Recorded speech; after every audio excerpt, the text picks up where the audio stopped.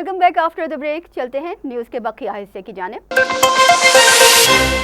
गजा में जारी बमबारी से 69 शहरियों की शहादतों का सिलसिला जारी है। गजा के इलाके साबरा में मस्जिद पर हमले से 50 अफराद शहीद हो गए।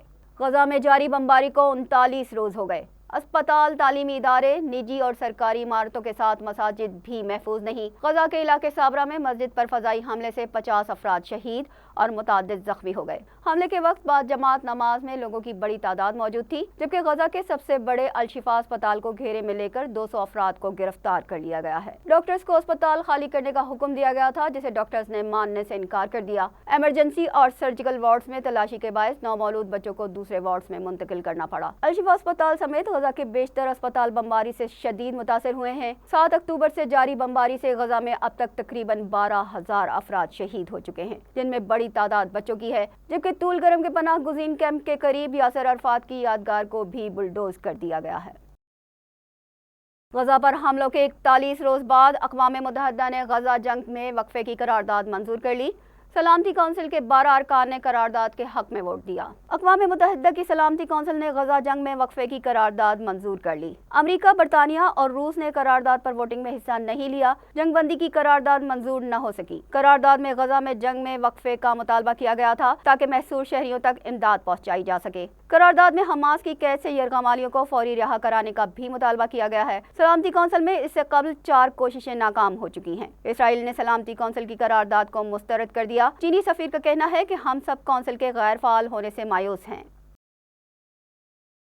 अमेरिकी सदर जो बाइडन और उनके चीनी हम मनसब शी जिनपिंग ने गुज़िश्ता रोज सैन फ्रांसिस्को के करीब पहली बिल मुशाफा मुलाकात की।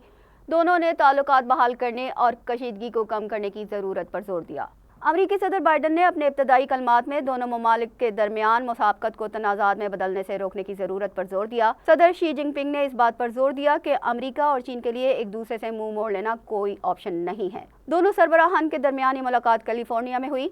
बातचीत के दौरान यूक्रेन और मशरिक़ वस्ता के तनाज़ात समेत मुख्तलिफ पेचीदा मसाइल का अहाता किया गया। जो बाइडन गजा में कशीदगी में इजाफे को रोकने के लिए ईरान के साथ चीन का असर व रसूख इस्तेमाल करने के ख्वाहां हैं। वो चाहते हैं कि शुमाली कोरिया की जानिब से रूस को हथियारों की फराहमी रोकने के लिए शी जिनपिंग किरदार अदा करें।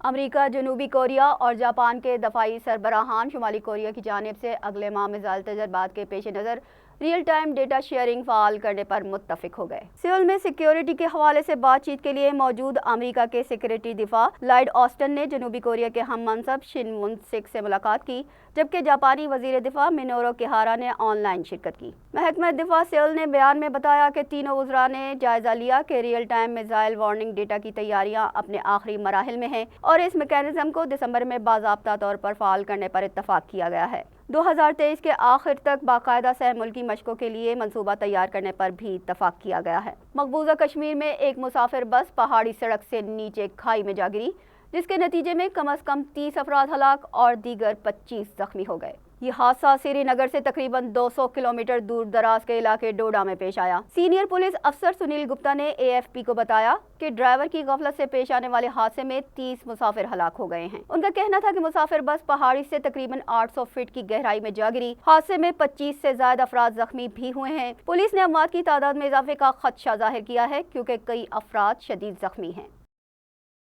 बांग्लादेश में अपोजिशन जमातों का हुकूमत के खिलाफ शदीद एहतजाज। मुस्ताफ़ी होने का मुतालबा। बांग्लादेश चीफ इलेक्शन कमिश्नर के मुताबिक आम इंतखाबात 7 जनवरी को होंगे। बांग्लादेश नेशनलिस्ट पार्टी और अपोजिशन जमातें गुज़िश्ता एक हफ्ते से शदीद एहतजाज कर रही हैं। अपोजिशन का मुतालबा है कि शेख हसीना वाजिद इस्तीफा दें और आम इंतखाबात से कबल गैर जानिबदार हुकूमत कायम की जाए। 2018 के इंतखाबात में बदतरीन धांधली के जरिए अवामी लीग ने इक़्तिदार हासिल किया था। बांग्लादेश चीफ इलेक्शन कमिश्नर ने हुकूमत की मुद्दत पूरी होने पर 7 जनवरी को इंतखाबात कराने का ऐलान किया है। तहम 2018 के इंतखाबात में 300 नशिस्तों में से अवामी लीग ने 257 सीटों के साथ भारी अक्सरियत हासिल की थी, जबकि अपोजिशन जमातों को 33 नशिस्तें मिली थी। BNP ने इंतखाबात का बायकॉट किया है।